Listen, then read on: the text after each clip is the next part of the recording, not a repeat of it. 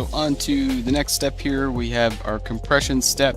And so with our compression step, we have the initialization of working variables, the computation of temporary words and mutation of working variables, and then integrating the computed and mutated working variables with the initial values passed into the compression function. So let's get started. Okay, so before we jump to the code, I've just pulled up the RIPEMD 160 specification again so we can have a look at the pseudocode. And so what's happening here is we have our initial values, obviously, that we initialize our registers with, but we're going to have two sets of registers. So we have A to E, and then we have A prime to E prime, and we are initializing both sets of registers with the same values. And then once they're initialized, we're going into this loop, and it's an 80 round loop, and what's happening is you'll see that these two steps are corresponding to these first registers, these first set, and then these two steps are corresponding to the set of prime registers. And so what we're doing here is we are adding, and I should just point out that this is not an XOR, it's actually an addition. A little bit confusing there, but that's how they wrote it. So what we're doing with this step is we are adding these values together, and once those values are added together, they're being rotated left by a certain amount. So this X value is referring to which word in the schedule is supposed to be done in this step, and that's actually provided right here. So this is the selection of the message word.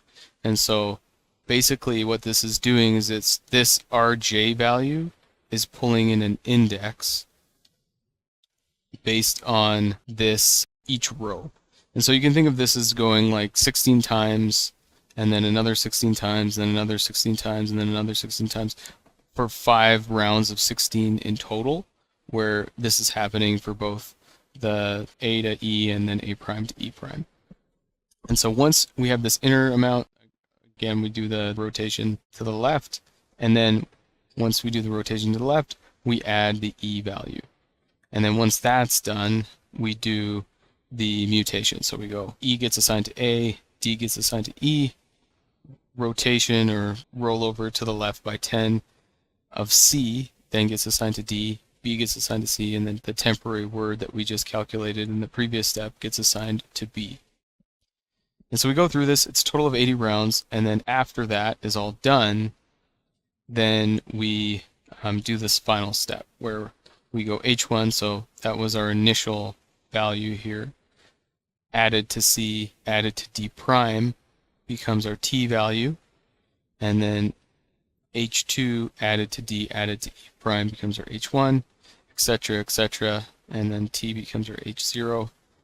And that is the values of our chaining variables. And then just like SHA-256, if there is more than one 512-bit message block, these values would be passed as the starting values to the next round.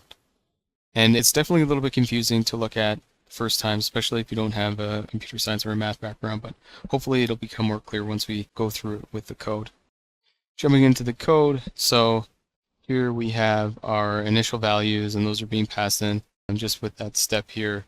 So it's this line right here, we're taking those values in, and then we are passing those to our compression function with our message schedule.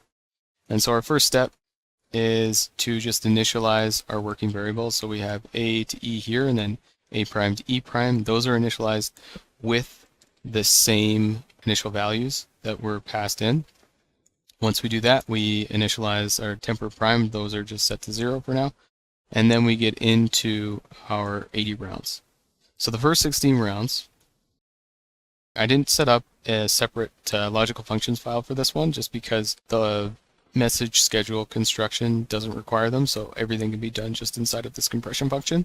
And so instead of, like, if I'll just pull the pseudocode back up for a second, instead of including this all in one step, I've split it out into 2. And so the first thing we're doing here is we're taking A, we're adding that to B, which is XORed with C, which is XORed with D, and then that, because that's the function, the first function, because I'll just pull that up and show you where that's coming from. So we scroll up, it's this first function here. So x is XORed with y, XORed with z. And then we're adding our first message schedule word. And so this word I is just referring to these. So it's this first row is what we're dealing with for the first 16. And then same thing with our rotations, and then obviously the same thing with our word prime, etc. I'll just jump back down here.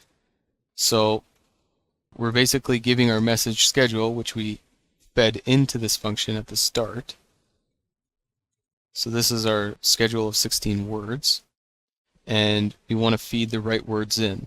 And so we do that by getting the index value from this array of values here. And then once we have that, we add our constant value, and I'll just quickly show you where that's coming from. I think you just saw it, but here are our constant values that are specified, and you'll see that it corresponds to this round of 16. So we have our constant value 0 is the first one. And so we add that, and then once we have that, we do our bit rotation to the left, and we figure out how many times we want to rotate it to the left based on that specified schedule. So this is the first one that we're doing. So the first time this is going through this, it's going to be 11. And then once we have that, we add e to it. And then we have our temporary word. And once we have our temporary word, then we're following this sequence here. A becomes E, E becomes D, etc. That's this step right here.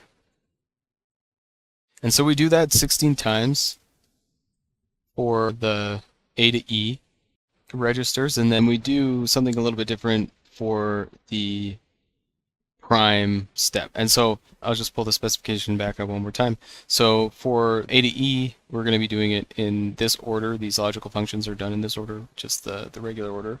And then for the primes, they're actually done in reverse order.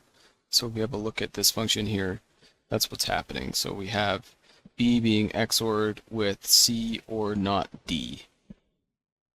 And then again, we have our message schedule. The word from our message schedule that is needed is coming from this row right here. So the first one is 5. And then we have our constant value. And our constant value that's being used is, again, specified here. It's these bottom prime values. So the first one is this 50A 28E BE6, sorry. And the process is pretty similar. So we're getting our temp word here, and then we're taking that and we're rotating it by the specified amount. So that is going to correspond to this row here. So that's number 8. And then being added with E prime. And then when that's all done, another kind of similar process here, we have our variables being reassigned or being mutated around. And we have another little rotation happening here, but it's pretty similar in that respect. This step is pretty much the same between the two. And so we go through each of these rounds essentially. So there's 5 rounds of 16. And I've set it up this way, 0 to 16 and then 16 to 32, because it makes the rows, you can use a single array that way. So this is just one array, and then you have the first 16, 0 to 16, or 0 to 15 I should say, and then 16 to 32, etc., etc. And you go through each of those rounds for A to E and then A prime to E prime all the way down to round number 5 here. And then just like in the specification, once all 80 of those rounds are complete, that is when we do this final step.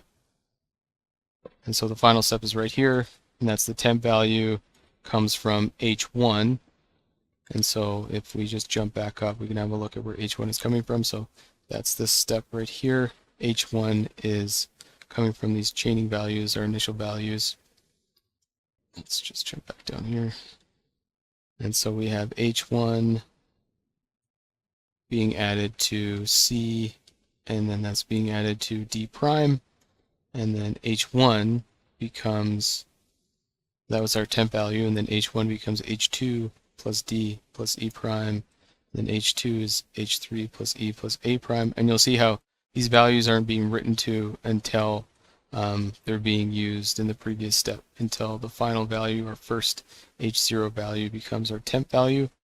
And then we have our H1, our H0 to H4, our 5 values, and we assign our chaining values, or those to our chaining values, our array of values, and then we pass our chaining values back to our main function here. And then again, if there were any more 512-bit message blocks that needed to be compressed, they would go through this loop again. But using our input of ABC, we only have the one message block, so this is only going to be done one time. And that more or less covers the compression function. It is pretty complicated, but it's also a lot of fun. It's really nice to look at because it's kind of an elegant way to do things. But we'll cover the final value construction and output in the next video.